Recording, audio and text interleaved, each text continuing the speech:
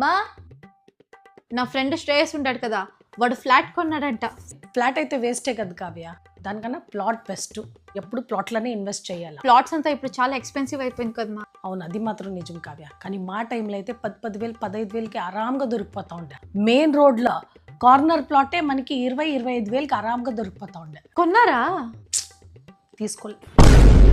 అప్పుడు ఫుల్ అడవిలాగా ఉండే. ఎవరు అనుకున్నారు ఎంత డెవలప్ అవుతుంది అనేసి. యాక్చువల్లీ ఒక జాగాకి పోయి డాడీ టోకన్ అడ్వాన్స్ కూడా ఇచ్చేసి వచ్చున్నాడు. పోదు అదే జాగా ఏం రేట్ పోతా ఉంది ఆ ఏరియాలో తెలుసు కదా, స్క్వేర్ ఫీట్. కానీ తీసుకోలే, మళ్ళీ ఎత్తుకొని వచ్చేసినాడు వాపస్.